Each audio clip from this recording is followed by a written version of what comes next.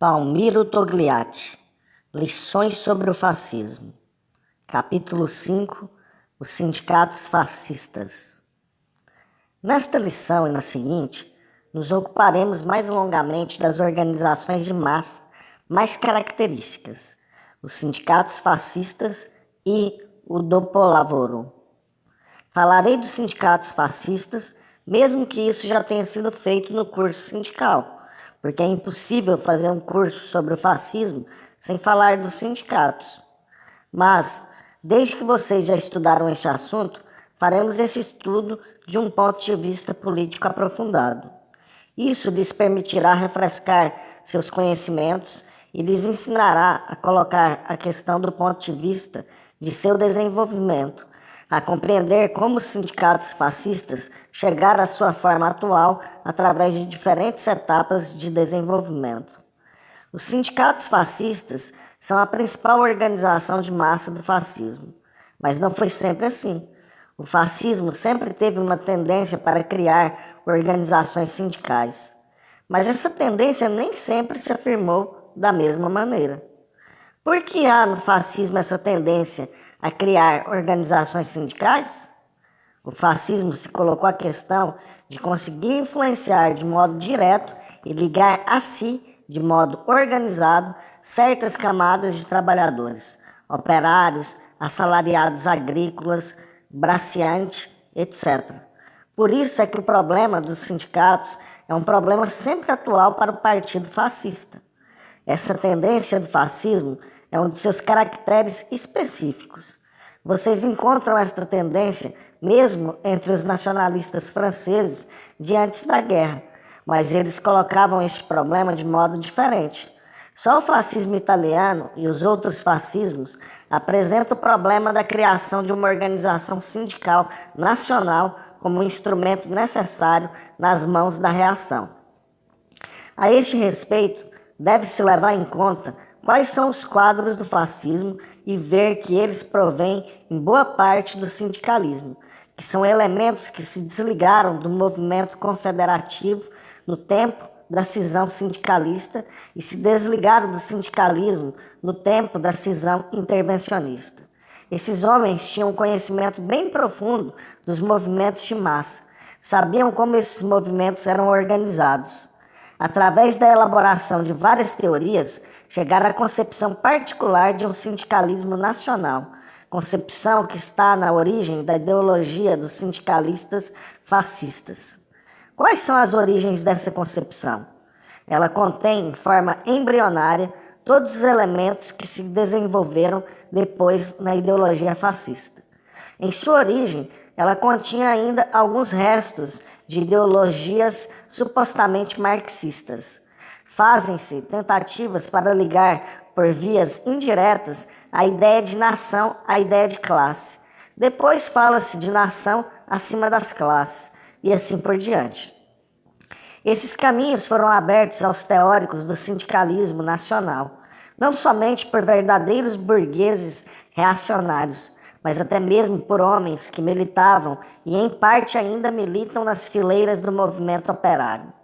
São eles que sustentam concepções sobre a Itália como nação pobre, a Itália proletária face às nações capitalistas.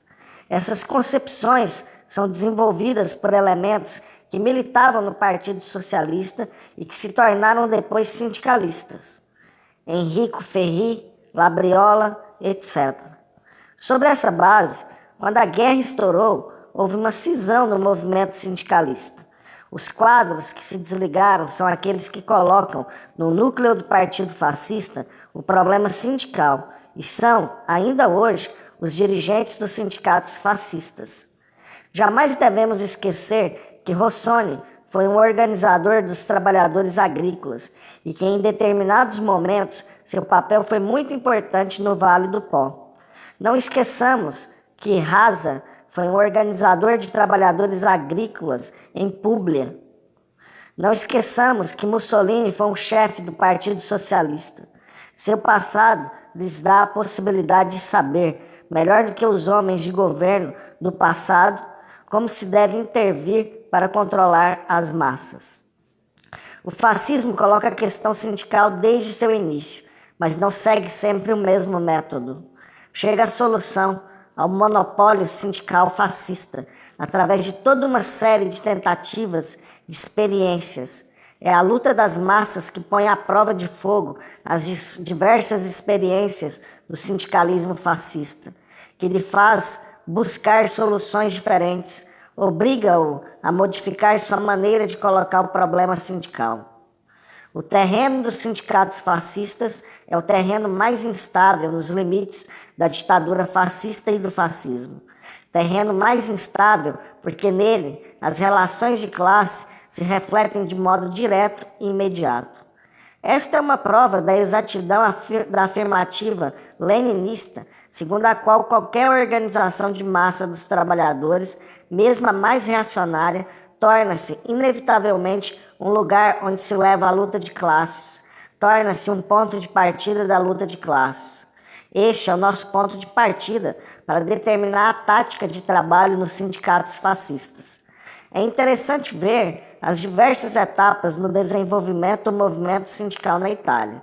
É interessante fazer uma comparação entre as forças da Confederazione Generale del Lavoro, de um lado, e as dos sindicatos fascistas do outro, nos diversos momentos de desenvolvimento da situação italiana.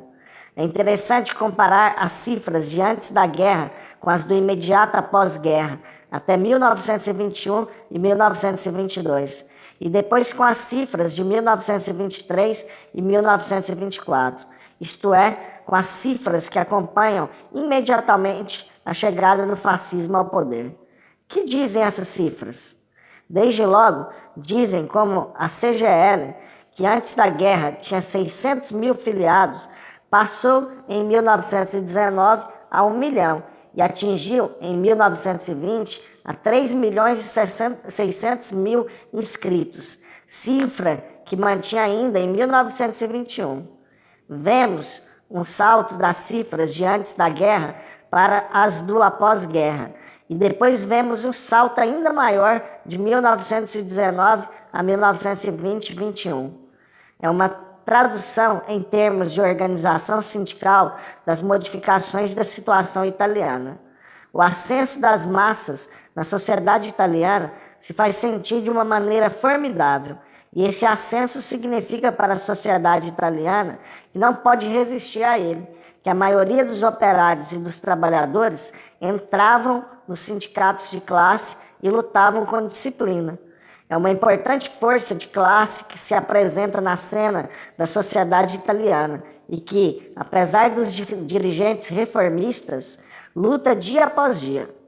Essa modificação das relações sociais devia levar a uma modificação das relações políticas, ou a inserção das massas na estrutura do Estado ou a ditadura do proletariado. A inserção das massas na estrutura do Estado podia ser admitida pelo capitalismo italiano. É inclusive um ponto de apoio para o fascismo. O fascismo destruiu as organizações de classe, mas se propôs a reconstruir organizações operárias e a situá-las no âmbito da ditadura fascista. Do ponto de vista teórico geral, a questão se coloca assim: mantenhamos organizada a massa, mas infundemos às organizações um caráter reacionário. Giolitti, por um caminho diverso, se propunha a atingir o mesmo objetivo. O caminho que ele seguia era o da corrupção dos chefes reformistas. Mas essa política giolittiana estava fadada ao fracasso, pois a pressão das massas era muito forte. O outro caminho que se apresentava inevitavelmente era o da luta pelo poder. Quando a classe operária está organizada, quando ela adquire uma grande maturidade e suas organizações adquirem uma grande extensão, não se pode avançar sem se colocar a questão do poder. Mas quando se coloca a questão do poder, a burguesia intervém. E é então que se abre o terceiro caminho, o caminho da ditadura fascista. As cifras indicam claramente que não havia mais de duas saídas: ou a ditadura proletária ou a ditadura fascista. Examinemos essas cifras. Em 1920, a 31 de dezembro, entre os 2.180.000 organizados na CGL, vemos uma massa compacta de 760 mil trabalhadores da terra.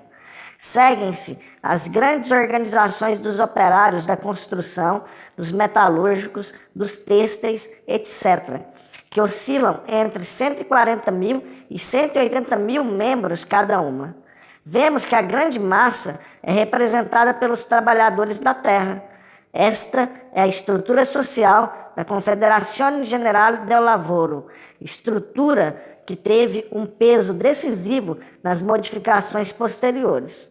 No segundo momento, imediatamente após a tomada do poder pelo fascismo, as cifras confederativas oficiais do fim de 1923 dão um total de 212 mil inscritos. Se fazemos uma análise desses 212 mil inscritos, vemos uma coisa impressionante. Os 760 mil trabalhadores da terra estão reduzidos a 20 mil. Aquela força imponente desapareceu quase completamente. E vejamos agora as cifras das organizações sindicais fascistas. Antes de tomar o poder, o fascismo contava com 558 mil inscritos em suas organizações sindicais, dos quais a metade, 276 mil, vinha da agricultura. Os sindicatos fascistas contavam, em 1924, com 1.764.000 inscritos. Entre eles, os trabalhadores da terra eram 694 mil. São números criticáveis, que se pode demonstrar como não verdadeiros. Subsiste, no entanto, um fato fundamental: a transferência de inúmeras organizações para o terreno dos sindicatos fascistas. Foi o golpe principal dado pelo fascismo na Confederazione Generale del Lavoro, no campo, nas organizações dos assalariados agrícolas, Braccianti. E é neste terreno, mais do que em outra parte, que o fascismo pode gabar-se de sucesso. Essa gabolice tem certa relação com a realidade. As cifras não são dadas ao acaso. Elas refletem realmente um deslocamento de classes no campo, um deslocamento de certas massas do campo para a organização sindical fascista. Para compreender melhor esse fato, deve-se considerar que nessas suas organizações sindicais, o fascismo conta também com parceiros, foreiros, etc. Passemos agora, em 1924, ao primeiro período da ditadura. Como se colocava então a questão sindical? Aparentemente, exteriormente, digamos, o problema sindical foi colocado em termos de concorrência com os outros sindicatos. No primeiro período, até o momento da marcha do fascismo ao poder, esse movimento não consegue nada. Havia alguma coisa aqui e ali. Mas isso não resolvia o problema da conquista da massa. Essa conquista só começa após a tomada do poder, quando, embora exteriormente seja conservado o aspecto de concorrência, de fato intervém a pressão da organização estatal. Um fenômeno extremamente interessante desse período é o deslocamento das cifras em proveito dos sindicatos em todas as categorias.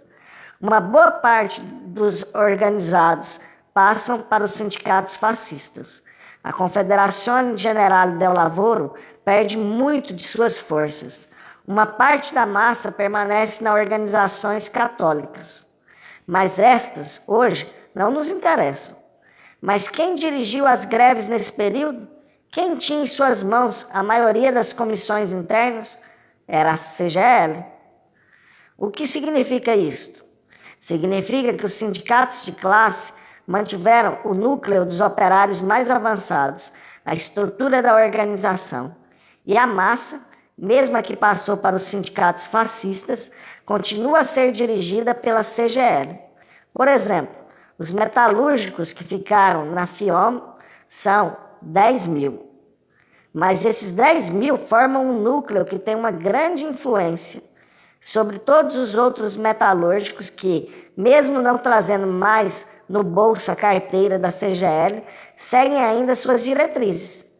Vejamos a greve dos metalúrgicos da Fiat em 1925. A iniciativa foi tomada pelos sindicatos fascistas.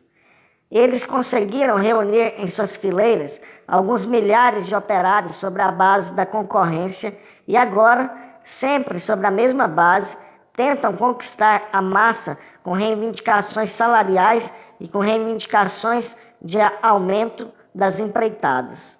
Essa tentativa é imediatamente frustrada. Por quê? Porque o núcleo dirigente sindical, que em Turim era comunista, coloca com justeza a questão. Vocês falam assim? Querem fazer greve?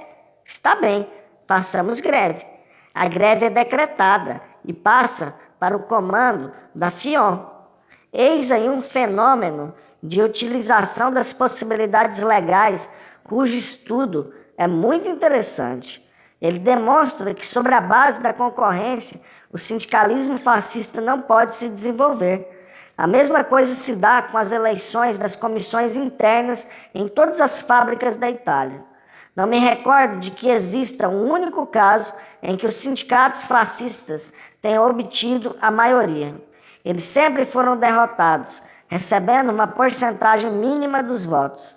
Apenas em 1 ou 2 casos eles tiveram porcentagens elevadas.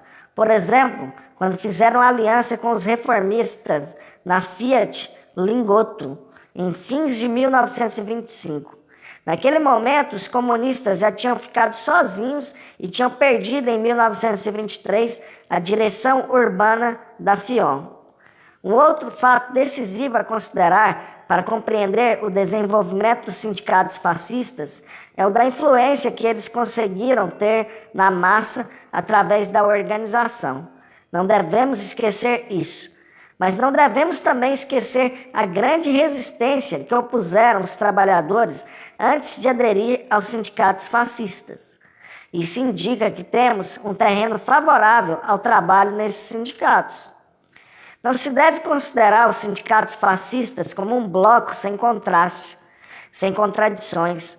Os sindicatos fascistas representam um terreno em que assistimos ao desenrolar de lutas contínuas, onde assistimos à modificação contínua das relações de classe e das formas de organização.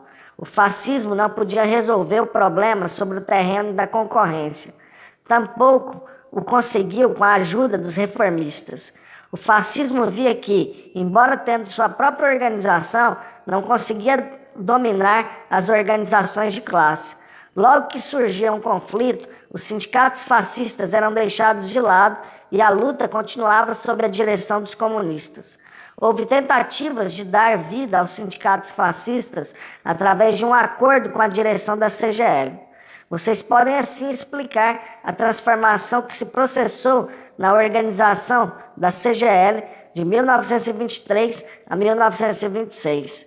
A CGL de 1926 não é mais aquela de 1922. Do ponto de vista organizativo, ela é completamente diferente. Ela já está fascistizada. Ela não é mais nem mesmo aquela do Convênio de Verona, onde, apesar de tudo, conseguimos conquistar uma minoria de 800 mil. Em 1923, no Convênio Confederativo de Milão, isso não é mais possível. Foram mudados os estatutos da CGL. Em 1924, toda a organização se burocratiza, se organiza de cima. Isto se dá no momento em que a burguesia cria seus sindicatos reacionários. Os chefes reformistas da CGL seguem o mesmo processo que a burguesia e muitas vezes oferecem-lhe seus serviços. Tampouco nesse terreno o fascismo pode resolver o problema. Apesar da transformação da Confederazione Generale del Lavoro, apesar dos truques que ela inventa, a massa dos inscritos, o núcleo de que falamos, sempre cai sob a influência dos comunistas. Este é um momento decisivo. As leis de exceção sobrevêm quando os chefes já estão completamente fascistizados e a revolta da massa a leva em direção aos comunistas. É por isso que o 20 de fevereiro tem para nós uma importância enorme. Ele marca o desligamento da massa da linha de desenvolvimento seguida pelos chefes reformistas. É por isso que o 20 de fevereiro tem um valor político e histórico extremamente importante. Aos sindicatos fascistas, diante da impossibilidade de resolver o problema no terreno da concorrência, mesmo com a ajuda dos reformistas, resta apenas uma saída: passar para o terreno do totalitarismo. E então temos a série de leis sindicais fascistas. O Pacto do Palácio Vidoni, a Lei de 3 de abril de 1926, a Carta del Lavoro, etc. Essas leis instaurarão o monopólio dos sindicatos fascistas. Naquele momento, os sindicatos fascistas tornam-se a única organização de classe legal, a única organização que pode firmar contratos de trabalho. Resta o direito de constituir sindicatos de fato, sem que estes, no entanto, possam concluir contratos de trabalho. Mas este direito não pode se traduzir em atos. Disse que houve um único caso de criação de sindicatos de fato. Deve-se lembrar, a este respeito, que os católicos conservaram até há 2 anos atrás, nos limites da ação católica, organizações de tipo sindical que se chamavam grupos de estudo. Essas organizações subsistiram até o último conflito entre a igreja e o fascismo. Quando o fascismo instaura o totalitarismo no domínio sindical, o problema é resolvido, mas ele volta a apresentar-se sob novas formas. Vemos uma mudança de aspecto bem característica. No primeiro período, todos os esforços do fascismo tinham sido endereçados para destruir as organizações de massa classistas. Agora seus esforços se orientam para a criação de organizações de massa fascistas.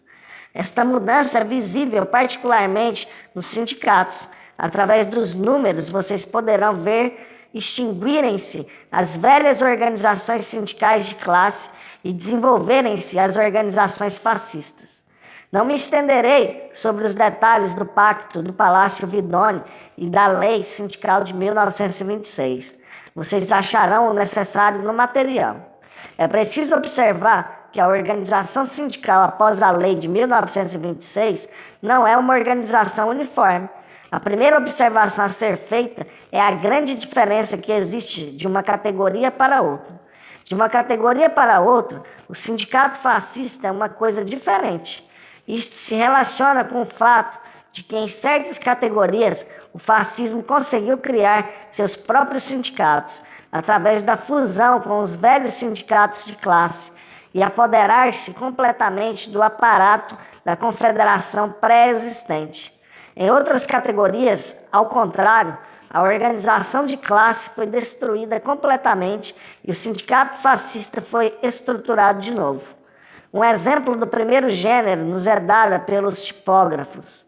Entre os tipógrafos, os fascistas não conseguiram demolir a organização confederativa. A organização confederativa manteve por muito tempo seus próprios quadros e o número dos inscritos. A origem da resistência da organização dos tipógrafos deve ser atribuída a seu caráter corporativo. O que aconteceu? Aconteceu que ela se passou de armas e bagagens para o fascismo. Pode-se dizer que não há um só tipógrafo que não tenha entrado para as organizações sindicais fascistas. Nossas tentativas para construir uma organização de classe dos tipógrafos, depois de sua passagem para o campo fascista, não obtiveram êxito. Essa organização passou-se inteiramente para os sindicatos fascistas, porque as formas de organização dos tipógrafos permitiam essa passagem. O mesmo se deu com os vidreiros, os chapeleiros e algumas outras categorias de caráter corporativo. Mas quando nos voltamos para os metalúrgicos, os químicos, os têxteis, numa palavra, para aquelas categorias que tinham uma organização de base classista, o problema que se coloca é o de destruir a organização e de criar outras. Na organização fascista dos tipógrafos, vocês não encontram grandes modificações na base. Conservaram-se as mesmas formas de organização, conservou-se a sede, Conservou-se também o sistema de coletores, da divisão em categorias e subcategorias, do controle sindical para a passagem de uma categoria para outra, etc. Tampouco se modificou a estrutura do contrato de trabalho. Não se pode dizer o mesmo para as outras organizações. Uma segunda observação refere-se às modificações por que passaram os sindicatos fascistas ao longo de seu desenvolvimento em 1926. Os sindicatos fascistas mudaram de forma 4 ou 5 vezes. Sua forma atual é o resultado de toda uma série de tentativas e de lutas. Em 1927, os dirigentes dos sindicatos fascistas queriam criar uma organização dos trabalhadores análoga à Confederazione Generale del Lavoro. A estrutura deveria basear-se nas federações de ofícios, que depois se unificariam numa confederação, na Confederação dos Sindicatos Fascistas. Foi naquele momento que cometemos nosso maior erro no que se refere ao trabalho dos sindicatos fascistas. Essas organizações, pelo simples fato de terem a mesma estrutura que as organizações confederativas, abriam possibilidades de trabalho que depois não mais se apresentariam. Apenas agora é que elas começam, em parte, a se apresentar de novo. Em 1927 e 1928, os sindicatos fascistas estão em crise, sem que tenhamos desenvolvido neles qualquer trabalho. Os sinais dessa crise são dados pela discussão sobre os delegados de fábrica, sobre o modo como se desenrolou o Congresso de Roma dos sindicatos fascistas em 1928, etc. Sobre o problema dos delegados de fábrica, vemos que os sindicatos fascistas não somente queriam continuar a trabalhar com as formas de organização da Confederação Geral do Trabalho, como também reivindicavam os mesmos direitos que ela. Eles queriam ter uma representação na fábrica, coisa que o Pacto do Palácio Vidoni, ao contrário, proibia. Não é permitida qualquer organização na fábrica, dizia o pacto. Ele colocava, assim, o problema da destruição das comissões internas. Os dirigentes fascistas exigiam, consequentemente, naquele momento, uma revisão do Pacto do Palácio Vidoni. A arbitragem de Mussolini interveio, então, e foi favorável aos patrões. Mussolini diz: na fábrica deve haver um único poder. O Congresso de Roma apresenta, contudo, aspectos consideravelmente interessantes. Os funcionários fascistas, que jamais tinham sido por nós trabalhados, falavam naquele congresso da mesma forma como dizemos hoje aos nossos companheiros para falar nos sindicatos fascistas.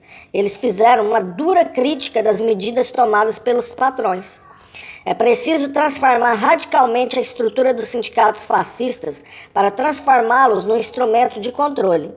A partir desse momento começam inúmeras transformações. Elas se referem sempre ao problema do funcionamento dos sindicatos locais. Num primeiro momento, os sindicatos estavam baseados nas organizações locais. Depois, estas foram deixadas de lado e os congressos passaram a realizar-se em bases regionais. Assim, com contínuas oscilações, chegamos ao fim de 1932. O aparelho dos sindicatos fascistas tende a romper a disciplina do esquema da organização fascista e a criar sindicatos locais.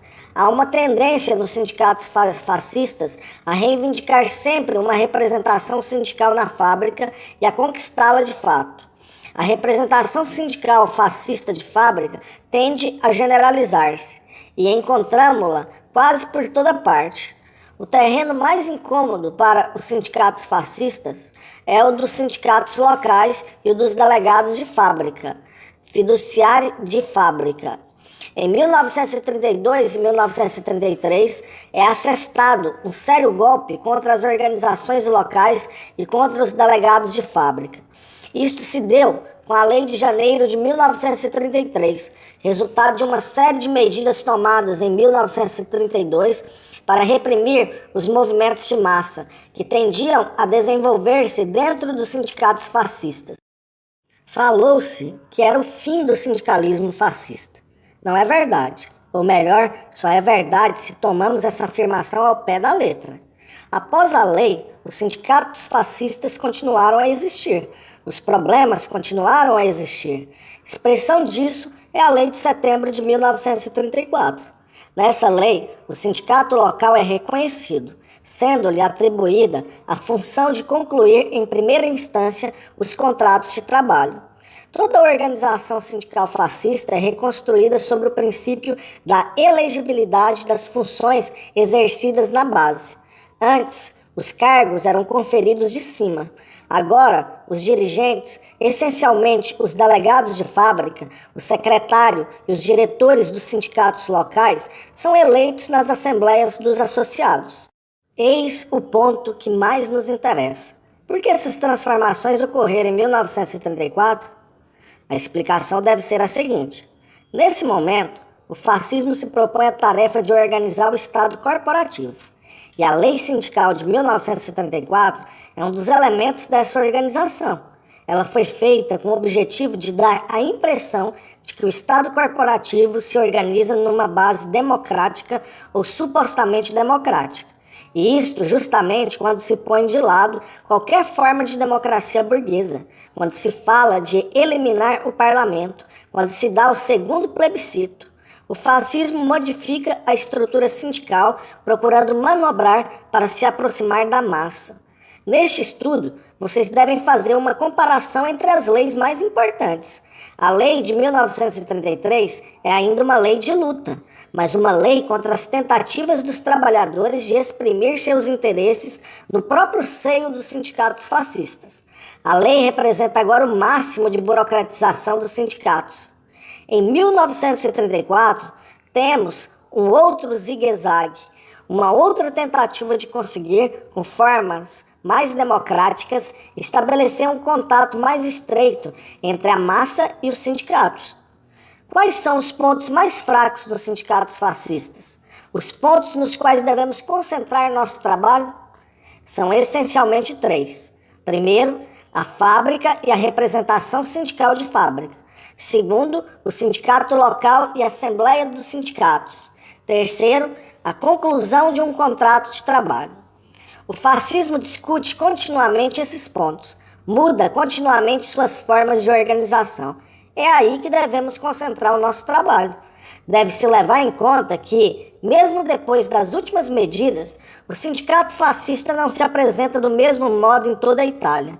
Nossos companheiros de base e os instrutores em seus informes nos indicam que, entre as várias regiões, existem notáveis diferenças. É inútil multiplicar os exemplos. Vemos que na base há sempre algo de diferente. Isto é importante para determinar nossa posição. Por exemplo, a respeito da Assembleia Sindical. Devemos comparecer ou não? Antes, o nosso partido dava a diretiva de boicotar. Em certas cidades, os sindicatos fascistas tiveram que obrigar os operários a permanecer na Assembleia. Hoje afirmamos que devemos comparecer. Hoje, os fascistas não obrigam a ir à Assembleia. Há uma tendência a comparecer espontaneamente. Mas, no material do partido que recebemos do Sul e mesmo algumas localidades do Norte, acontece que o problema é colocado tal como em 1927. Vocês encontram uma massa que ainda se recusa a ir à Assembleia e assume uma atitude abstencionista. Numa assembleia, por exemplo, um orador interrompe seu discurso alguns instantes para retomar fôlego, e os operários, fingindo acreditar que o discurso acabou, vão-se embora. Trata-se de uma manifestação, mas de uma manifestação de resistência passiva. Aí não há luta. Em Nápoles, por exemplo, convocam-se assembleias dos sindicatos em que propagandistas, membros dos grupos universitários fascistas, vêm fazer seus discursos. Lá não se reúnem para discutir questões de trabalho. O que devemos fazer? Devemos transformar essas assembleias em assembleias nas quais se discutam problemas sindicais. Os camaradas, ao contrário, assumiram uma atitude de sabotagem, organizam aplausos fora de hora para desconcertar o orador, entravam de todas as maneiras a boa marcha da reunião, etc. Em Puglia, a Assembleia Sindical jamais é convocada. Tomam-se medidas, ao contrário, para impedir que os trabalhadores entrem em grupo na sede do sindicato. Aí surge um novo problema. O que devemos fazer? Acho que devemos reclamar junto ao sindicato fascista para que a Assembleia tenha lugar. Devemos dizer ao dirigente: nos conta como é que tens defendido nossos interesses, mas passemos à frente. Não apenas em lugares diferentes, mas também no mesmo lugar há formas diferentes. Em La Spezia, por exemplo, depois das manifestações do ano passado, as assembleias sindicais fascistas foram proibidas. Desde então, os camaradas não souberam avançar e interromperam sua ação. O que devíamos ter feito? Nós é que devíamos convocar as assembleias através de elementos preparados para tanto.